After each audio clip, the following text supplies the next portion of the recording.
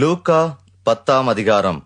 அப்பொழுது நியாய சாஸ்திரி ஒருவன் எழுந்திருந்து அவரை சோதிக்கும்படி, போதகரே, நித்திய ஜீவனை சுதந்திரித்துக் கொள்ளும்படிக்கு நான் என்ன செய்ய வேண்டும் என்று கேட்டான். அதற்கு அவர், நியாயப்பிரமாணத்தில் என்ன எழுதியிருக்கிறது? நீ வாசித்திருக்கிறது என்ன என்றார். அவன் பிரதியுத்தரமாக, உன் தேவனாகிய கர்த்தரிடத்தில் உன் முழு இருதயத்தோடும் உன் முழு ஆத்துமாவோடும் உன் முழு பலத்தோடும் உன் முழு சிந்தையோடும் அன்பு கூர்ந்து உன்னிடத்தில் அன்பு கூறுவது போல பிறனிடத்திலும் அன்பு கூறுவாயாக என்று எழுதியிருக்கிறது என்றான். அவர் அவனை நோக்கி, நிதானமாய் உத்தரவு சொன்னாய், அப்படியே செய், அப்பொழுது பிழைப்பாய் என்றார். அவன் தன்னை நீதிமான் என்று காண்பிக்க மனதாய் இயேசுவை நோக்கி, எனக்கு பிறன் யார் என்று கேட்டான். இயேசு பிரதியுத்தரமாக, ஒரு மனுஷன் எருசலேமிலிருந்து எரிகோவுக்கு போகையில் கள்ளர் கையில் அகப்பட்டான். அவர்கள் அவன் வஸ்திரங்களை உரிந்து கொண்டு அவனை காயப்படுத்தி குற்றுயிராக விட்டு போனார்கள். அப்பொழுது தற்செயலாய் ஒரு ஆசாரியன் அந்த வழியே வந்து அவனை கண்டு பக்கமாய் விலகி போனான். அந்தபடியே ஒரு லேவியனும் அந்த இடத்துக்கு வந்து அவனை கண்டு பக்கமாய் விலகி போனான். பின்பு சமாரியன் ஒருவன் பிரயாணமாய் வருகையில் அவனை கண்டு மனது உருகி கிட்ட வந்து அவனுடைய காயங்களில் எண்ணெயும் திராட்சை ரசமும் வார்த்து காயங்களை கட்டி அவனை தன் சுய வாகனத்தின் மேல் ஏற்றி சத்திரத்துக்கு கொண்டு போய் அவனை பராமரித்தான். மறுநாளிலே தான் புறப்படும் போது 2 பணத்தை எடுத்து சத்திரக்காரன் கையில் கொடுத்து, நீ இவனை விசாரித்துக் கொள், அதிகமா ஏதாகிலும் இவனுக்காக செலவழித்தால் நான் திரும்பி வரும்போது அதை உனக்கு தருவேன் என்றான். இப்படி இருக்க கள்ளர் கையில் அகப்பட்டவனுக்கு இந்த 3 பேரில் எவன் பிறனாயிருந்தான் உனக்கு எப்படி தோன்றுகிறது என்றார். அதற்கு அவன், அவனுக்கு இரக்கம் செய்தவனே என்றான். அப்பொழுது இயேசு அவனை நோக்கி, நீயும் போய் அந்தபடியே செய் என்றார். பிரியமானவர்களே, உவமைகள் போதிக்கும் உண்மைகள் பற்றி சுவிசேஷ நூல்களில் இருந்து கற்றுக்கொண்டு வருகிறோம். இதனுடைய நோக்கம் என்ன என்று ஏற்கனவே நாம் அறிந்திருக்கிறோம். பரலோகத்தின் சுவிசேஷம் அல்லது பரலோக ராஜ்யத்தின் ரகசியம் இந்த உலகத்தில் பிறந்த அனைவருக்கும் அல்ல. சரியா? அதை நீங்க ஏற்றுக்கொள்றீங்களா? என்ன சார் சுவிசேஷம் சொல்றீங்க? ஆண்டவர் சொன்னாரு, சுவிசேஷத்தை போய் உலகமெங்கும் பிரசங்கிங்கள். உலகமெங்கும் பிரசங்கிப்பது கடமைங்கம்மா. ஆனா உலகம் எங்கும் உள்ளவர்கள் விசுவாசிப்பார்களா? ரெண்டுத்துக்கும் ரொம்ப வித்தியாசம் இருக்குது. சரியா? இதுலதான் ஒரு சிலருக்கு குழப்பம். உலகமெங்கும் சகல ஜாதிகளுக்கும் பிரசங்கிக்கப்பட வேண்டும். ஆனால் எல்லாரும் மனம் திரும்புவார்களா? இல்லை, இல்லவே இல்லை. ஏன்னா அது நிறைய பேர் அப்படி நினைச்சிட்டு இருக்கிறோம். ஓஹோ, எல்லாம் மனம் திரும்பிடுவாங்க. இல்லை, அதான் பரலோக ராஜ்யம். உங்களுக்கு மட்டும்தான்ப்பா இந்த ரகசியம் அறிவிக்கப்படுகிறது, உலகத்துக்கு அல்ல.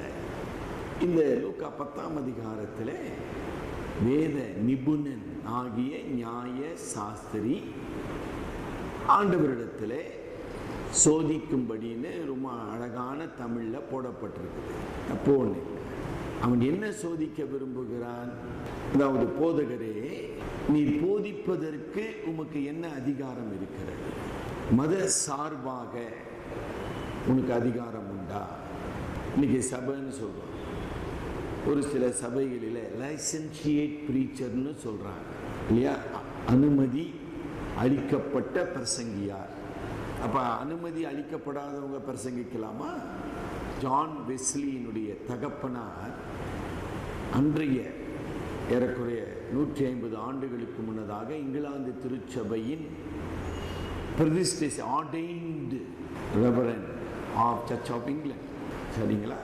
ஜான் வெஸ்லி ஐயா ஆக்ஸ்போர்ட் யூனிவர்சிட்டியில் இறையியல் படித்து அவர் தேவனுடைய ஊழியம் செய்ய வேண்டும் என்று தெய்வீக அழைப்பு பெற்று ஒரு வைராக்கியம் உள்ள வாலிபனாக அப்படியே இல்லைங்களா, அப்படியே அவருக்குள்ள இருதயம் கொழுந்து விட்டு எரியுது.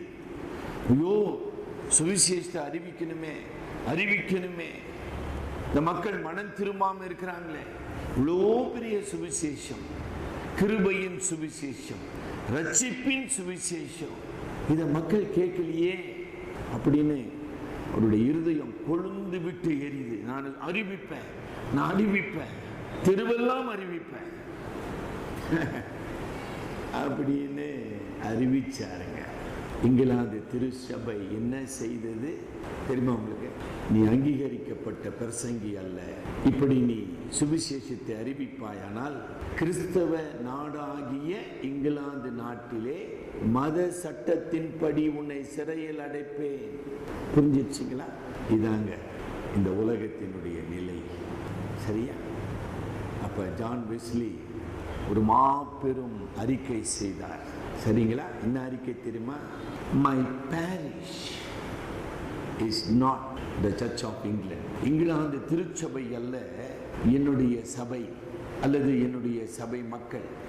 தெருவில் உள்ள அனாதைகள், கைவிடப்பட்டவர்கள், ஒடுக்கப்பட்டவர்கள், ஆதரவற்றவர்கள், அவர்கள்தான் என்னுடைய திருச்சபை. நான் அங்கு போய் சுவிசேஷத்தை அறிவிப்பேன் என்றார். எவ்வளவு பெரிய மனிதர் பார்த்தீங்களா? தலை சிறந்த சுவிசேஷகர். நல்லா ஞாபகம் வச்சுக்கிட்டீங்களாமா? அதாவது சொல்லுவோம் பாருங்க, இதய துடிப்பெல்லாம் சுவிசேஷம், வார்த்தையெல்லாம் சுவிசேஷம், வாழ்க்கையெல்லாம் சுவிசேஷம். அப்படிப்பட்ட மனிதர் மதத்தின் பெயரால், மத சட்டத்தின் பெயரால் தூக்கி எறியப்பட்டார். இதெல்லாம் வரலாறு தெரிஞ்சுக்கணும். எங்க தெரிஞ்சுக்கிறோம் நம்ம இல்லையா? ஆக சுவிசேஷம் எல்லாருக்கும் அறிவிக்கப்பட வேண்டும். ஆனால் எல்லாரும் மனம் திரும்புவார்களா? அந்த கேள்விக்குறி அப்படியே வச்சுங்க. ஏன்னா இந்த ஓமையில மட்டும் அது முடியலங்க. இன்னும் நிறைய ஓமை படிக்க போறோமே, இன்னும் நிறைய படிக்க போறோம். அதுக்கு எல்லாத்துக்கும் இந்த பதில் வருதான்னு பாருங்க. ஒரு ஓமை அல்ல. ஆக இந்த நியாய சாஸ்திரி என்ன நினைத்தான்? எனக்கு தெரியாத ஒரு வேதம் அல்லது ஒரு பிரமாணம் இவருக்கு தெரியுமா? இவருக்கு என்ன அதிகாரம் இருக்குது? ஏதோ நோயாளிய அற்புத சுகம் பண்ணுகிறா, பண்ணிட்டு போப்பா, ஏதோ சில்லறைகள் போட்டாங்கன்னா வாங்கின போ ராஜா. நீ நான் வேதத்துக்கு நியாயப்பிரமாணத்துக்கெல்லாம் விளக்கம் கொடுத்துனுக்கிற விளங்குதான் உங்களுக்கு? நீ யாருப்பா? நீ who are you? அதான் அவனுக்குள் இருக்கிற முதல் பிரச்சனை. அதாவது என்ன? இவரை நான் போதகராக அங்கீகரிக்க வேண்டிய அவசியம் கிடையாது. நான் ஒரு வேத நிபுணர், வேத சாஸ்திரி. எனக்கு யாரும் வேதம் சொல்லித்தர வேண்டிய அவசியம் கிடையாது. அதே மனநிலை தான் இன்றைக்கும் சமுதாயத்தில் நம்ம பார்க்கிறோம். சரிங்களா? ரெண்டாவது, பொதுவாக ஆண்டவர் வந்த நாட்களிலே இந்த ரபிமார்களுடைய போதனை, the teachings of the Jewish rabbis என்பது பரலோக ராஜ்யம், பரலோக ராஜ்யம் என்ற அந்த கான்செப்ட்னு சொல்ற ஆங்கிலத்தில் அந்த ஒரு கருத்தை அவர்கள் போதித்துக் கொண்டிருந்தார்கள். அந்த பரலோக ராஜ்யத்தை அடைவது எப்படி, சம்பாதிப்பது எப்படி? சரிங்களாமா? அப்ப யூத மதம் ஒரு சடங்காச்சார மதமாக மாறி போனது. நியாயப்பிரமாணத்தின் சடங்குகள், நியாயப்பிரமாணத்தின் பலிகள், நியாயப்பிரமாணத்தின் பண்டிகைகள் இல்லைங்களா? அப்ப நியாயப்பிரமாணத்தை அணு அணுவாக பிரித்து அதுக்கு விளக்கம். ஒரு பரிசேயன், அதாவது யூதன், அதுல பல பிரிவுகள், அதுல பரிசேயன் வெரி ஜெலஸ், வைராக்கியம் உள்ள ஒரு யூதன். அந்த ஓய்வு நாள், சனிக்கிழமை ஓய்வு நாள், அந்த ஓய்வு நாள் காலையில் 6 மணிலேருந்து சாயங்காலம் 6 மணிக்குள்ள தலை சீவக்கூடாது. புரிஞ்சுதுங்களா? புரிஞ்சுதா? அந்த அளவுக்கு நுணுக்கமா நியாய பிரமாணத்தை அவர் கடைபிடிக்கணும். ஏன்னா தலை சீவுனா முடி கொட்டிடுது இல்லைங்களா? அது கொட்டக்கூடாது, அது ஒரு வேலை. It becomes a work. நீ நியாய பிரமாணம் சொல்லுகிறபடி 7ஆம் நாள் ஓய்ந்திருப்பாயாக. ஆமா, தலை சீவக்கூடாது. சரியா? ஓய்வு நாள் அன்றைக்கு இத்தனை கஜ தூரம் தான் நடக்கணும். ஆமா, இத்தனை கஜ தூரம். அப்ப அவங்க என்ன பண்ணுவாங்க, அந்த ஜெபாலயம் இருக்குது இல்லைங்களா, அந்த ஜெபாலயத்தை சுற்றி அந்த பரிசேயர் தங்களுடைய வீட்டை வச்சுக்குவாங்க. நம்ம தமிழ் கலாச்சாரத்தில், இந்து கலாச்சாரத்தில் அது இருக்குதா? இருக்குது. உங்களுக்கு தெரியுமா? தெரியாது. அக்ரகாரம், அந்த 200 கஜ தூரம் அதுக்குள்ள நீ இருக்கணும், அதுக்கு மேல நடக்கக்கூடாது. நடந்தா நீ நியாயப்பிரமாணத்தை மீறினாய். சரிங்களா?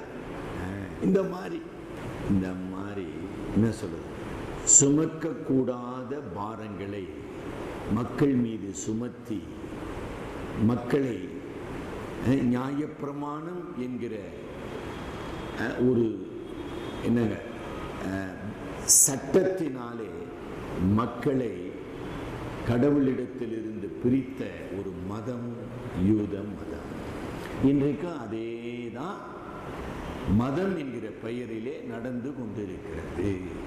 நகை போடாத, வெள்ளைப்புடவை கட்டு, தாலி அவுத்துரு சொல்றாங்களா? சொல்றாங்க. வெள்ளிக்கிழமை அவங்க என்னப்பா உதயகுமார், என்னைக்குப்பா அசைவம் சாப்பிடக்கூடாது, நோன்பு இருக்கிறது, வெள்ளியா சனியா சார்ந்து அந்த சைவம்லாம், அதாவது சைவ மதத்தை பின்பற்றுறவங்க வெள்ளிக்கிழமை, வைஷ்ணவ மதத்தை பின்பற்றவங்க சனிக்கிழமை, சிபிஎம் சபைக்கு போறவங்க வெள்ளிக்கிழமை.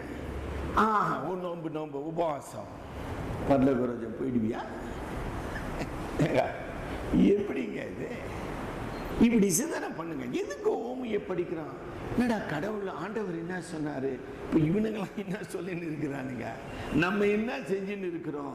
இப்படி ஒரு மாய்மாலமான பக்தி, பொய்யான சுயநீதி, இதெல்லாம் பெரிய பெரிய வார்த்தை. Self righteousness. அவன் பார்க்கிறான் இயேசு நாதர, இவர் எப்படி நியாயப்பிரமாணத்தை கடைபிடிப்பாரு? He cannot neither observe nor follow the law. அப்படி வந்து நின்னுக்கிறாங்க. அவன் இதான் உண்மை நிலை. யாருப்பா நீ? உனக்கும் நியாயப்பிரமாணத்துக்கு என்ன சம்பந்தம்? நீலாம் ஏப்பா அந்த வேலையை செஞ்சிருக்கிற? வேற வேலையை கவனிப்பான். ஆக தன்னுடைய சுய நீதியை வெளிப்படுத்த அவன் அங்க வந்து நின்று கொண்டு இருக்கிறான். புரியுதுங்களாமா? ஆக அவனுடைய பக்தி, அதை விசுவாசம்னு சொல்லக்கூடாதுங்க. நல்ல மத நம்பிக்கை. It is not the biblical faith but religious ritualistic belief. அதை வைத்துக்கொண்டு அவனுக்கு அங்கெல்லாம் போட்டுக்கின்னு தலைப்பாகலாம் கட்டிக்கிட்டு இவரு ரொம்ப கம்பீரமா கௌரவமா வந்து நின்று ஆண்டவரை பார்த்து, ஆண்டவரே நான் பரலோக ராஜ்யத்தை சுதந்திரிக்க என்ன நித்திய ஜீவனை சுதந்திரிக்க என்ன செய்ய வேண்டும்? சரிங்களா? ஆண்டவர் அவன் இருதயத்தை பார்க்கிறார். அப்படியாப்பா? அழகா சொல்றார் 26ஆம் வசனத்துல, நியாயப்பிரமாணத்தில் என்ன எழுதி இருக்கிறது, நீ வாசித்திருக்கிறது என்ன?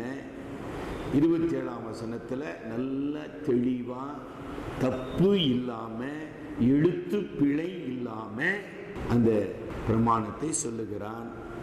உன் தேவனாகிய கர்த்தரிடத்தில் உன் முழு இருதயத்தோடும், உன் முழு ஆத்மாவோடும், உன் முழு பலத்தோடும், உன் முழு சிந்தையோடும் அன்பு கூர்ந்து உன்னிடத்தில் அன்பு கூறுவது போல பிறனிடத்திலும் அன்பு கூறுவாயாக என்று எழுதியிருக்கிறது என்றான். அவர் அவனை நோக்கி நிதானமாய் சரியாய் உத்தரவு சொன்னாய். அப்படி கொஞ்ச நேரம் அப்படி ஒரு சின்ன பாஸ்ன்னு சொல்லுவாங்க, ஒரு சின்ன கேப் கொடுக்குற, பிரமாதமா பதில் சொன்ன சகோதரனே அப்படின்னு ஒருவேளை அவனை புன்முறுவலோடு அவனை பாராட்டி இருப்பார். அப்படி நிறுத்திட்டு அப்படியே செய், அப்பொழுது பிழைப்பாய் என்றார். அப்படியே செய். அப்ப அந்த சமுதாயத்தில் அவன் இருக்கிறான், எல்லாருக்கும் அவனை தெரியுமே. என்னப்பா கடவுளிடத்தில் அன்பு கூறு, ரைட்டு, பிறனிடத்திலும் அன்பு கூறுவாயாகன்னு சொல்லி இருக்கிறதே. இந்த ஆள் என்னைக்கு ஒரு பரதேசிக்கு பிச்சை போட்டிருக்கிறான்? அதாவது ஈர கையில கூட காக்க விரட்டாதவர்கள் இருக்கிறாங்க. இப்போ எல்லாரும் பாக்குறாங்க, அதானே ஐயா அப்படியே செய்யலாமே. உடனே என்ன பண்றான்? அடுத்த வசனம் 29 பாருங்க என்ன, அவன் தன்னை நீதிமான் என்று காண்பிக்க மனதாய் திரும்பிய இயேசுவை நோக்கி, எனக்கு போன தியானத்துல சொன்ன இவர் இன்னும் நியாய சாஸ்திரி, இவ்வளவு ஆராய்ச்சி பண்ணவர், இவ்வளவு விஷயம் தெரிஞ்சவர், இவருக்கு இந்த பிறன் யாருன்னு யாரும் சொல்லி கொடுக்கலையா? என்னது அப்ப பொய் தானே அது? பிறன் யாருன்னு இவருக்கு யாரும் சொல்லி கொடுக்கல. அப்படியா? இப்படிதான் நாம கூட, அதாவது மதவாதிகள், மதத்தை பின்பற்றுகிறவர்கள் அல்ல மத அறிவு உடையவர்கள் ஏதோ தங்களுக்கு சேர்ந்த ஒரு 4 விஷயத்தை தெரிஞ்சு வச்சுக்கின்னு மீதி விஷயம்லாம் தேவையில்லை, அது பொருத்தம் இல்லை, அது கட்டாயம் அல்ல, இப்படி நம்ம 100 விளக்கம் கொடுத்துருக்கலாம். இந்த வசதி நான் இப்படிதான் செய்வேன், நீ யாரு கேட்கறது? புரிஞ்சுதா? அப்படி விளக்கம் கொடுத்துருக்கிறான். நான் அன்பு கூறுவங்க காணாத கடவுளிடத்துல, ஆனா கண்ட சகோதரிடத்துல அன்பு கூற மாட்டேன். ஏன்னா அன்பு கூறுவதற்கு அவனுக்கு தகுதி இல்லை. இதுதான் இவன் விளக்கம். நான் அன்பு கூற விரும்புகிறேன், ஆனா அன்புக்கு தகுதியுள்ளவர்கள் இங்கு இல்லை அப்படின்ற முடிவுக்கு வருகிறான். இவன் குருடன் ஆகிறானா, அது அவங்க, அதாவது அவங்க அப்பா அம்மா செய்த பாவம், அவன் செய்த பாவம், கரும பாவம். ஒவ்வொருத்தருக்கும் ஒவ்வொரு விளக்கம். நல்லா சுவைக்கிறீங்களா? ஆமா, கரும பலன் அவன் அனுபவிச்சிருக்கிறான் சார். நீ நான் என்ன அன்பு கூறுறது? அது ஒண்ணு தேவை கிடையாதுங்க. அதுதான் இந்து மதம். ஏன் குருடனாய் பிறந்தாய்? ஏன் ஊமையாய் பிறந்தாய்? ஏன் பிச்சை? உன் தலையெழுத்து, உன் கரும பாவம். நீ தர்மம் ஜட்ஜ்மெண்டல்னு சொல்லுவாங்க ஆங்கிலத்தில். பிறரை தன்னுடைய அளவின்படி, அதாவது அளவுகோலின்படி பிறரை நிந்தித்து பிறருடைய வேதனைக்கு ஒரு கற்பனை காரணம் காட்டி, புரியுதுங்களா சார்? சும்மாவா நடந்தது? ஏதோ ஒரு இருக்கு சார், நம்மளும் செய்யல. நம்ம அன்பு கூர்ந்தோமா? இல்ல, நம்ம காரணம் சொல்லுகிறோமே சார், இது இந்த காரணம், அது அந்த காரணம், அது அப்படி ஆயிடுச்சுங்களா, இது இப்படி ஆயிடுச்சுங்களா, அப்படியே போ சார். அதாவது we try to justify our selfish self-righteousness அல்லது lovelessness. நம்மிடத்திலே பாசமும் இல்லை, அன்பும் இல்லை, தியாகமும் இல்லை, உண்மையும் இல்லை. இதை மறைப்பதற்கு நாம் நியாயப்படுத்துகின்ற வார்த்தைகளை சொல்லிக் கொண்டே போயினே இருக்கிறோம். இன்னொரு பரிசையன் ஜெபம் பண்ணா, இந்த ஆயக்காரனை போல் அல்ல இல்லைங்களா, நான் உபவாசிக்கிறேன், நான் காணிக்கை கொடுக்கிறேன், நான் தொழுது கொள்ளுகிறேன். பார்த்தீங்களா? ஆக மதம், மத சடங்கு, நியாயப்பிரமாணத்தின் அறிவு, the knowledge of law, இவை அனைத்தும் இந்த நியாய சாஸ்திரியை குருடனாக்கி போட்டது. யோவான் 9ஆம் அதிகாரத்தில் இப்படிப்பட்ட பரிசேயர்களையும் வேதப்பாரர்களையும் ஆண்டவர் பார்த்து சொன்னார், நீங்களே குருடர்கள், ஒரு மாட்டுக்கும் மனிதனுக்கும் வித்தியாசம் தெரியாத குருடர்கள். இந்த ஒரிசாவில் நம்ம சபையை, அதாவது நம்ம சபையை சேர்ந்த ஒரு வாலிப தம்பி மிஷனரியா இருக்காங்க. ஹோ என்கிற ட்ரைபல் மக்கள் மத்தியில் அவர் பணியாற்றி கொண்டிருக்கிறார். இங்கே வருவார், எப்பயாச்சும் வந்தால் அவரை நான் அழைக்கிறேன். அவர் ஒரு வீடியோ கிளிப்பிங் அனுப்பிச்சிருக்கார். அதை நான் பார்த்தேன், போன திங்கட்கிழமை எனக்கு காமிச்சாங்க. அந்த ஒரிசாவில் எந்த ஊருன்னு அதில் அந்த வீடியோவில் வரல. ஒரு டீம் போய் இந்த கைப்பிரதி கொடுத்துருக்காங்க. வேற ஒன்றும் செய்யல, சும்மா மார்க்கெட்டில், அந்த மாதிரி தெருவில் கொஞ்சம் ரஷ்ஷாக இருக்கு, அந்த மார்க்கெட்டில் கைப்பிரதி கொடுத்துருக்காங்க. இவ்வளோதான் அவங்க செஞ்சது. கிட்டத்தட்ட 10 பேர் நான் நினைக்கிறேன். அதில் 2 பேர் எப்படியோ தப்பிச்சு ஓடிட்டாங்க. 2 பேர் அடிபட்டு ரத்தத்தில் ரோட்டில் கிடக்கிறாங்க. போலீஸும் வருது. என்ன மாதிரி அடிக்கிறான்னு தெரியுங்களா? பாருங்க, அடிச்சு பணமாயிட்டான். நல்ல திடகாத்தமான வாலிபர் அடிச்ச அடியில பணமாயிட்டான். போலீஸ் ஒரு நடவடிக்கை எடுக்கல. அதாவது அந்த சீனை நீங்க பார்க்கணும். போய் வந்து அடிக்கிறானுங்க. மாத்தி மாத்தி மாத்தி இவன் அடிச்சு விட்டவன அவன் அதே கொம்பு எடுத்து அடிக்கிறான். அதாவது சாவடிக்கும்படி அடிக்கிறான். என்னடா இது? எவனாச்சும் டிராக்டர் குத்துறதுக்கு அடிப்பானா அப்படின்னு நான் கேட்டேன். என்னப்பா சொல்றாரு உங்க மிஷினரி? என்ன காரணம் சொல்றாரு? ஐயா, கிறிஸ்தவர்கள் இஸ்லாமியர்களைப் போல மாட்டுக்கறி சாப்பிடுபவர்கள். நாம் தெய்வமாக வணங்குகிற கோமாதாவை கொன்று சாப்பிடுகிற பாவி, இவனை உயிரோட விடாத அடி. இதுதான் தத்துவம், இதான் மதம். நல்லா தெளிவா இருக்கிறீங்களா? தெளிவாயிட்டீங்களா? மதம் மனிதனுக்கும் மிருகத்துக்கும் வித்தியாசத்தை காண்பிக்காது. அதிக நேரத்தை நான் எடுக்க விரும்பல. அப்படிப்பட்ட ஒரு நாட்டில் நம்ம வாழ்ந்து கொண்டு இருக்கிறோம். குருடர்கள். சரிங்களா? பிரியமானவர்களே, இப்போது ஆண்டவர் அந்த பிறன் யார் என்கிற கேள்விக்கு இந்த ஊமையை சொல்லுகிறார். அது ஒரு உண்மை நிகழ்ச்சி. சார் எப்படி சார் அப்படி சொல்லுவீங்க நீங்க? இல்லை, என்னுடைய கருத்து இல்லைங்க. நான் படித்துக் கொண்டிருக்கிற வேத வியாக்கியானங்களின் கருத்து.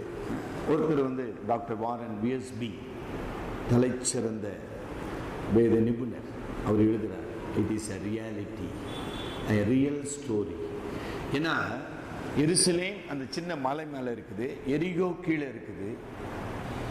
இந்த எருசலேமிலே பணியாற்றுகிற ஆசாரியர்கள், எருசலேமில் இடம் போதாது, ஆகவே எரிகோவில் அவர்கள் குடியிருக்கிறார்கள்.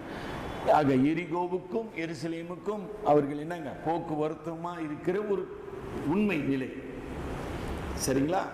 அப்ப அவர் தொடர்ந்து எழுதுகிறார், அந்த காலகட்டத்தில் குறைந்தது 2000 ஆசாரியர்கள் இப்படி அவர்கள் போக்குவரத்துமாக அந்த பாதையிலே இருக்கிறார்கள். அந்த பாதையிலே இப்படி கல்லராலே அடிபட்டு குற்றுயிராக விடப்படுகிற நிகழ்ச்சி ஒரு நடக்கிற நிகழ்ச்சி. இல்லாட்டி அந்த அந்த நியாய சாஸ்திரி சொல்லியிருப்பானே, ஐயா என்னங்க நடக்காததை சொல்லுகிறீங்க, இது நடக்காததை சொன்னா இந்த உலகம் நம்புமா? யோசனை பண்ணுப்பா. இதுதான் இந்த உலகம். ஆகவே அங்கு கூடியிருந்த அனைத்து பேருக்கும் இந்த நிகழ்ச்சி ஒரு உண்மை. புரியுதா உங்களுக்கு? யாருமே அதை எதுக்கலையா? அப்படி ஒண்ணும் இல்லையா சார்? அப்படியா சார் இங்க சமாரியம் வந்தான், அப்படியா சார் இங்க அடிப்பட்டா, அப்படின்னா ஆச்சாரியம் போயிட்டான், இதெல்லாம் நடக்காத விஷயம்லாம் இவர் பேசியிருக்கிறாருங்க அப்படின்னு சொல்லி இருக்கலாமே. யாரும் எந்த மறுப்பு சொல்லியே. முக்கியமா நியாய சாஸ்திரி சொல்லியே சொன்னானா இது நடக்காதுன்னு? இல்லவே இல்லை. ஸோ அது it is not just a parable, it is a real life incident. சரிங்களா? பல முறை அவன் அதை பார்த்துருக்கான். இவனும் அந்த மாதிரி போயிருக்கான். இவனும் அடிப்பட்டவர்களுக்கு உதவி செய்யவில்லை. யாருங்க பணம்? யாரு கல்லறு? யாரு அடிப்பான்? உன்னிய அடிப்பான்? ஒரு வியாபாரிய அல்லது ஏதோ சுமந்து கொண்டு செல்கிறவன். புரியுதா? பிசினஸ் பீப்புள் தானே. ஆக இது நடக்கிற ஒரு நிகழ்ச்சி. ஆக மிக தெளிவா ஆண்டவர் சொல்றார், எருசலேமில் இருந்து எரிகோ. தெளிவா சொல்றார், இட் இஸ் ஃபேக்ட்ஸ். சரிங்களா? இப்ப நம்ம வரலாம். அதாவதுமா, நீங்களும் நானும் கூட சரி, நம்ம வாழ்கிற இந்த சமுதாயத்தை நம்பி இருக்கிறோம். நீங்கள் எந்த சமுதாயத்தை சார்ந்திருக்கிறார்கள், அந்த சமுதாயத்துக்கு இதயம் இல்லை. அதான் முக்கியமான விஷயம். ஒரு சமுதாயத்தில் தான் நம்ம வாழ்ந்து கொண்டு இருக்கிறோம். நம்ம நினைச்சுன்னு இருக்கிறோம், சார் கிண்டியில் 3 பேர் மேலே ஏற்றின்னு போயின்னு இருக்கிறோம். சொசைட்டி சார், இவங்கெல்லாம் மனிதர்கள் சார், இவங்கெல்லாம் உதவி செய்வார்கள் சார், எல்லாருக்கும் மனசாட்சி இருக்குது சார், எல்லாருக்கும் மனித நேயம் இருக்குது சார் அப்படின்னு நீங்க நம்பின்னு இருக்கிறீங்க பாருங்க. நிச்சயமா இல்லைன்றதுதான் உண்மை. புரிஞ்சிடுச்சிங்களா? 2000 ஆண்டுகளுக்கு முன்பாக, இன்னைக்கு இல்லம்மா, பி கேர்ஃபுல். இதுதான் உண்மை, இதுதான் உண்மை. சமுதாயத்தை சார்ந்து நாம் வாழ கற்றுக்கொள்ளுகிறோம். ஆனால் சமுதாயம் வாழ வைப்பது கிடையாது. சமுதாயத்துக்கு இதயம் கிடையாது. சமுதாயத்துக்கு உணர்வு கிடையாது. புரியுதுங்களா? அதை ஆண்டவர் இங்கே சொல்லிக் கொடுக்கிறார். 3 வகையான மக்களை இந்த பகுதியில் நம்ம பார்க்கிறோம் இல்லைங்களா? ஒருவேளை டாக்டர் தியோடர் வில்லியம்ஸ் ஐயா அவர்களுடைய செய்திகள் ஒரு சிறு புத்தகமாக வெளியிடப்பட்டிருக்குது. ஓமைகளுக்காக மட்டும் மிக அழகாக 3 பிரிவினரை டாக்டர் தியோடர் வில்லியம் சொல்லிக் கொண்டு போகிறார். அதை சுருக்கமாக சொல்லியிருக்கார். முதல் வகை மக்கள் கல்லர் இல்லைங்களா? 30ஆம் வசனம் படிங்கம்மா.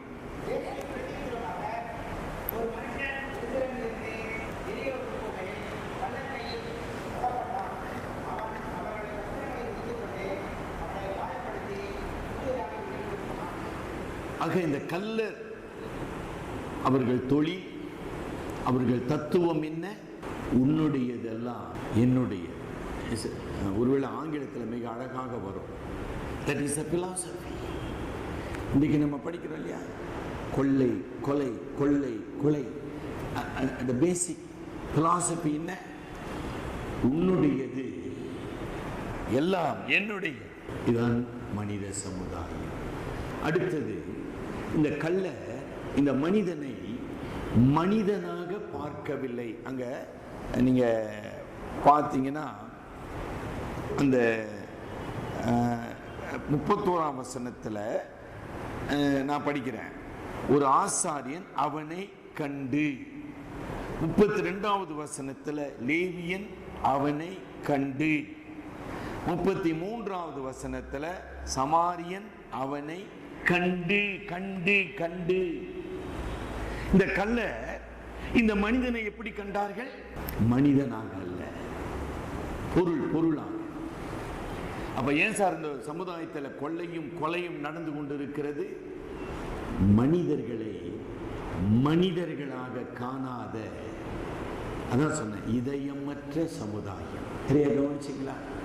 மனிதர்களை மனிதராக, அதான் சொன்ன.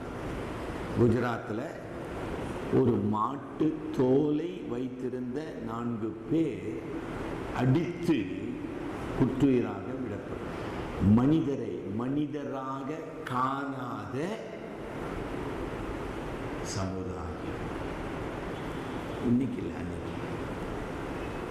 சரியா? அந்த சமுதாயத்தில் நம்ம இருக்கிறோம். சொல்லணும், நம்ம பிள்ளைங்களுக்கெல்லாம் சொல்லி வைங்க. இந்த சமுதாயத்தை நம்பி வாழ முடியாது. சரிங்களா? ஆக கள்ளர் யார்? பிறரை கொள்ளையிடுகிறவர்கள். அந்த கொள்ளையிடுபவரின் தத்துவம் என்ன? உன்னுடையதெல்லாம் என்னுடையது. சரிங்களா? 2வது வகுப்பார நம்ம அங்க பார்க்கிறோம். யார்மா அவங்க? ஆசாரியர், லேவியர். இவங்க என்ன சொல்றாங்க? அவனை கண்டு. நம்ம கூட நீங்க போறீங்க, நிறைய அந்த ரோட்ல படுத்து நிற்பாங்க, எத்தனையோ காரணத்தினால அவன் பார்க்கிறோம். நம்ம ஒன்றும் செய்யறது இல்லை. அவனை கண்டு அவன் செத்து நிற்கிறான்னு நல்லா தெரியுது. என்ன பார்க்கிறோம்? விலகி போனார்கள். இவங்களுடைய தத்துவம் என்ன? இதுதான் மதவாதிகள், இதுதான் பக்திமான்கள், இவர்கள் தான் சமுதாயத்தில் உயர்ந்தவர்கள், இவர்கள் தான் சமுதாயத்தில் நல்லவர்கள் என்று பெயர் வாங்கினவர்கள். சும்மா சாதாரண ஆள் இல்லை. They are good people. It's a very big term. They are very respectable community. Probably they are the elite of the society. புரியுதா? ஆசாரியன், லேவியன், மேல்தட்டு மக்கள், மிகச் சிறந்தவர்கள், மனசாட்சி உடையவர்கள், நற்பண்புகள் உடையவர்கள், நன்மை செய்பவர்கள் அப்படின்னு இந்த உலகம் நம்பின்னு இருக்குது. நீங்கள நம்பின்னு இருக்கிறீங்க. அவர்கள் கண்டு விலகி போனார்கள். அவர்களுடைய மன தத்துவம் என்ன? அப்பா, இப்ப நீ வேதனைப்பட்டு கொண்டு இருக்கிறாய் இல்லையா? அது உன்னுடைய. The suffering belongs to you, and what we enjoy in life is given by God. நாங்க கடவுள் பிள்ளைகள், கடவுள் ஊழியர்கள். நாங்களா கடவுள் ஊழியர்ப்பா. கடவுள் எங்களை ஆசீர்வதித்து இருக்கிறார். ஆனா என்ன பண்றது, கடவுள் உனக்கு அந்த ஆசீர்வாதம் கொடுக்கல, கொடுப்பினை இல்லை. ஆகவே நீ இப்போ அவசரப்பட்டுன்னு சாவர நிலைமையில் இருக்கிற. ஆக வேதனையும் இழப்பும் சாவும் உன்னுடைய, சுகமும் செல்வமும் இல்லையா, இறை தொண்டர் என்கிற பதவியும் என்னுடைய. நான் என் வேலையை பார்த்துன்னு நான் போறேன், வேலையை பார்த்துன்னு நீ போ ராஜா. புரிஞ்சிச்சுங்களா? இதுதான் மதத்தின் தத்துவம். மதத்தின் தத்துவம். ரொம்ப நேரம் யோசனை பண்ணுங்க. வாலிபரோடு நான் பேசிக்கொண்டிருக்கேன். இன்னைக்கு தமிழ் இந்து பேப்பர்ல டாக்டர் அம்பேத்கர் பற்றி ஒரு அருமையான கட்டுரை வந்திருக்குது. டாக்டர் அம்பேத்கர் அவருடைய சாவு, it is not natural death. அவர் ஒரு 10 ஆண்டுகள் அதிகமாக வாழ்ந்திருப்பார். ஆனால் இந்தியாவில் அந்த கட்டுரை ஆசிரியருடைய கண்ணோட்டத்தை சொல்றேன்.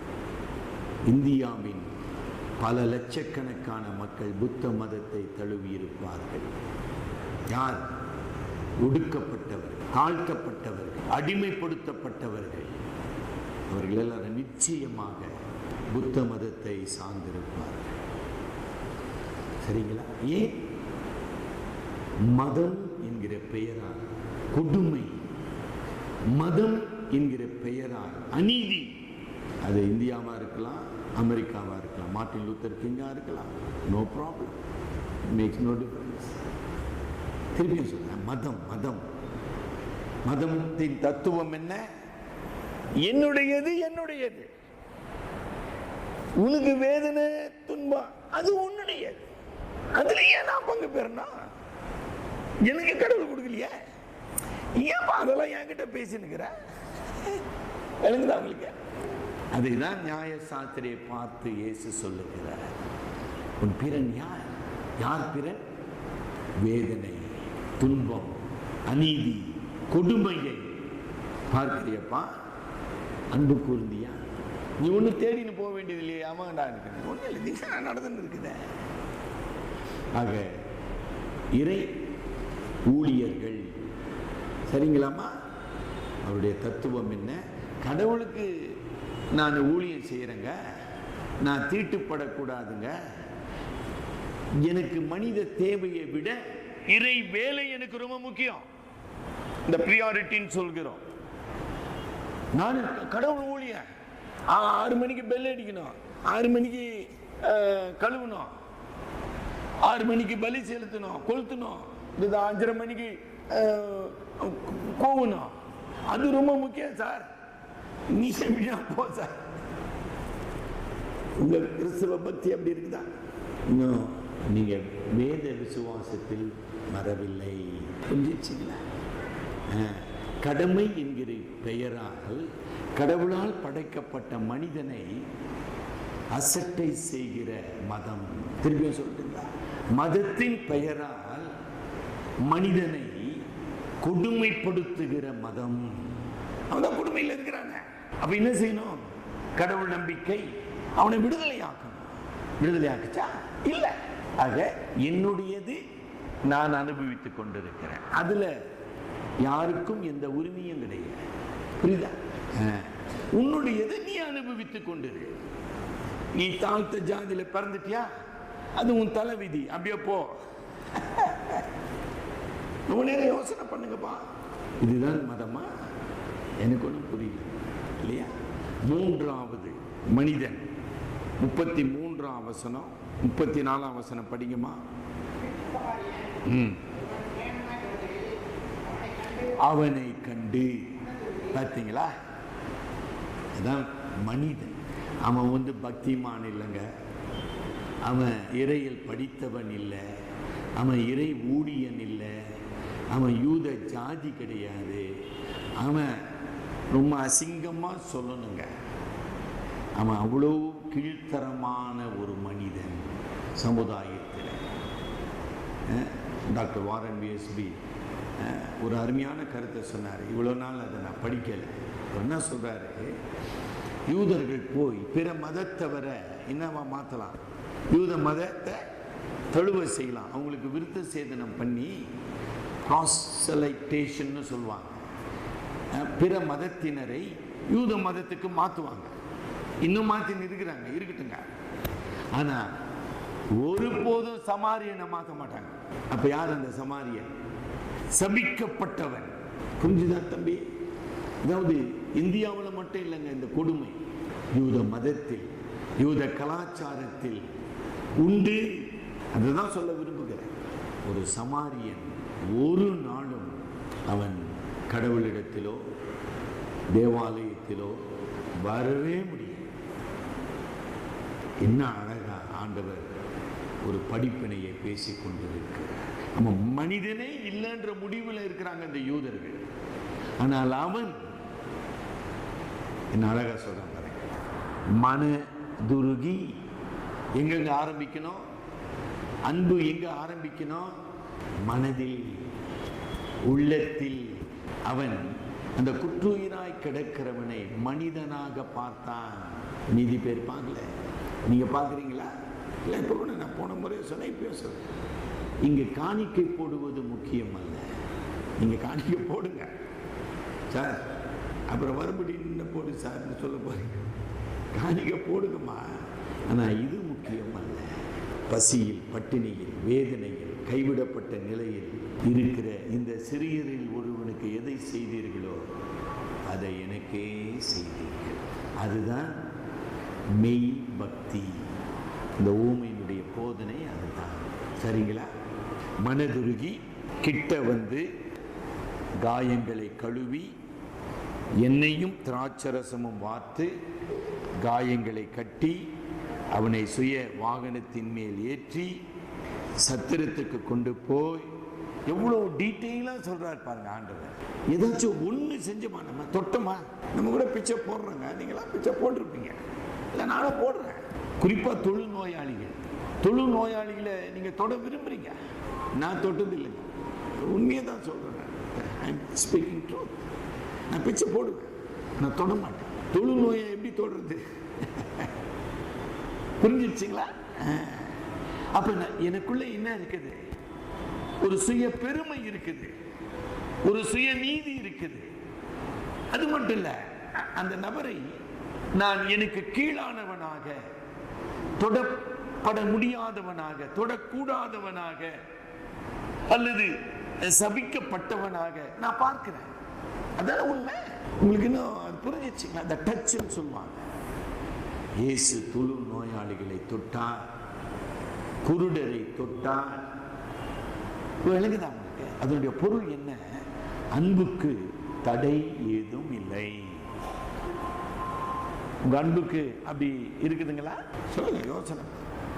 சில நேரம் நம்ம ஒரு பிச்சைக்காரனை பார்க்குறோம், இல்லை ஒரு தொழுநோய் இப்படி இழுத்துனுக்கிறாருங்க, அவருக்கு விரல் இல்லைன்னு வச்சுங்க.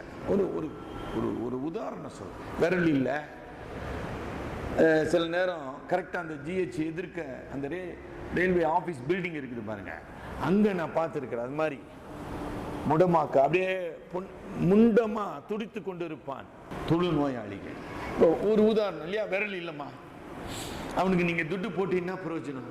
நீங்க ஒரு பேக்கெட் சோறு வாங்கிட்டு போய் அவனுக்கு ஊட்ட முடியுமா? என்ன சார் இப்படி பேசுறீங்க? அதுதான் இவன் செஞ்சான். அவனுக்கு தான் விரல் இல்லையே, அவன் எப்படி சாப்பிடுவான்? சரிங்க, தண்ணி பாட்டில் பக்கத்தில் வச்சுன்னுக்கிறான்னு வச்சுங்க, அவனால எடுத்து குடிக்க முடியாத தண்ணி ஊத்துனீங்களா? அதை தான் கேட்குறேன்.